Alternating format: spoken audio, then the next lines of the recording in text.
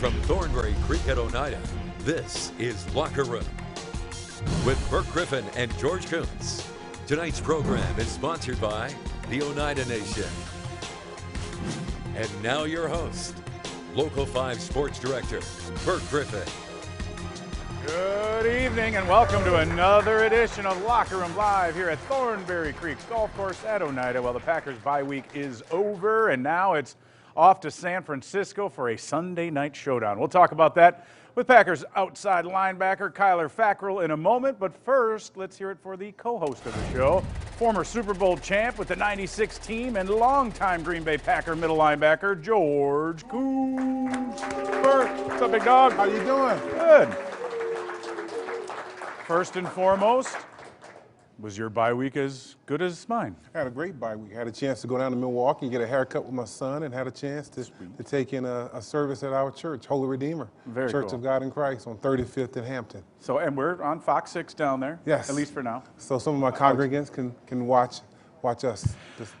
All right. So on bye weeks, I mean, it started in 1990. Everyone says, oh, it comes at the perfect time. This was the latest one the Packers have had, and they've been so injury-free. I mean, beside Lane Taylor at left guard, no serious injuries to starters, and if they should be pretty healed up is what I'm saying. Yep. I tell you what, you look at Devontae Adams, who had a scare earlier in the season with his toe, but I think he's going to make a full recovery. I think we're going to be loaded going down the stretch.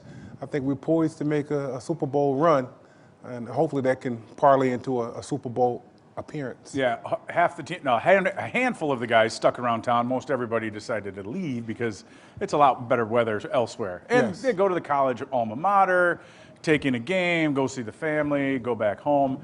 It's just a nice, refreshing break. The coaches, on the other hand, they all stuck around and they were doing self-scout, as they say. And what can you learn about that? I mean, I know the tendencies and you see the obvious mistakes in some areas of improvement, but do teams change their game plan completely, or you stick with what got you there? I think a lot of times you want to try to change things that are working. You have a lot of things in your playbook. Sometimes your playbook is the size of a New York telephone book. Right. And you can't use all of that stuff. And a lot of times you don't have the personnel to use all of that stuff, but you want to use the things that's working for you. New York telephone book. Do they even have telephone books Maybe anymore? maybe not no more. But Can't you just hit Google and look everybody's name up? You got that big stack. Yes.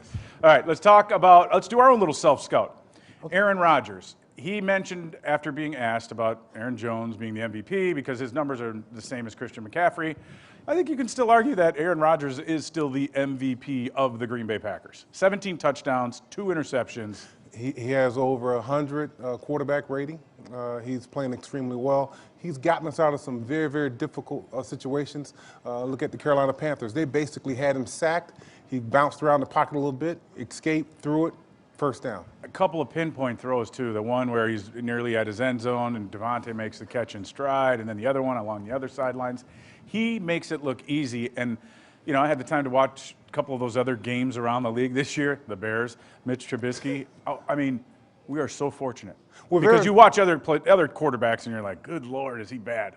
And Bert, when you start digging into it and looking into the weeds, we've had only 2 quarterbacks over the last 27 years. Right. That is truly a blessing for our organization, and hopefully we can take advantage of it because that window is starting to close a little bit because this is Aaron's 15th year in the National Football League. Crazy to think. Yep. 36 in a month? Yep. Actually, a couple weeks now. Yep. Same birthday as my mom, by the way. Okay. December 2nd. Yes. She's a little bit older. The Packers have just 6 total touchdowns going to the wide receiver groups.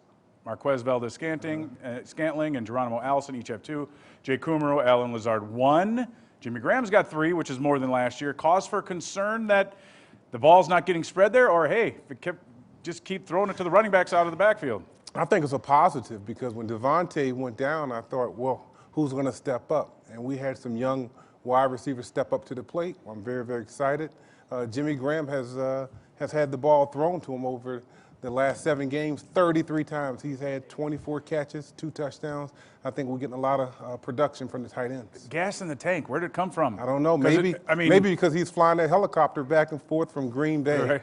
to Miami. You know, he has his pilot license. Yeah, Jimmy, I mean, he's definitely looked better. No Yes. question about it. Defensive side of the football, Preston and Darius Smith, a combined 18.5 sacks, picks, turnovers.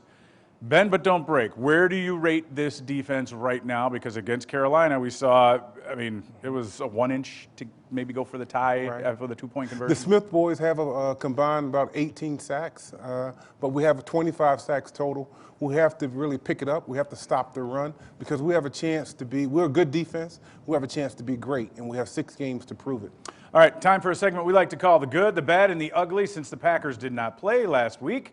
We're going NFL wide. The good, Baltimore Ravens and Lamar Jackson. They started 2-2. They've won 5 straight. They beat Seattle. They beat New England. They beat Houston. Should the rest of the league be worried? They beat Texans, beat them up pretty good. 41-7. Yes, I think the league should be worried about them. I think Lamar Jackson had 2 perfect games. Aaron Rodgers had 1 perfect game in 15 years, and then Lamar Jackson followed that up with a 142 passer rating. So I think he's starting to hit his stride a little bit. All right, the bad, the NFL and Colin Kaepernick. I mean, there's enough blame to go. I think really, there's enough blame to go around. I don't know what's going on with that situation. All I know, from a personal standpoint, if the NFL gave me a chance to play into this league, because it's truly an honor and a privilege to play in the National Football League, but for some reason they can't work things out. Changing the workout at the last minute and then having his Nike people there. I mean, it seemed like a complete setup, whatever. The ugly, Myles Garrett trying to smash, and I'm not laughing because, I mean, it was serious, Mason Rudolph in the head with his own helmet.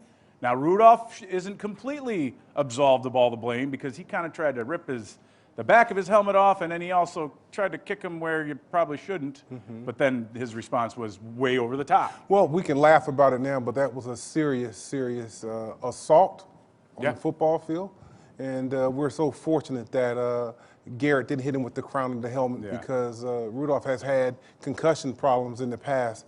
That really could have done him in for the rest of his career. All right, it is time to bring on our guest tonight, Packers outside linebacker, defensive end, call him what you want. Kyler Fackrell is in the house. Don't go anywhere.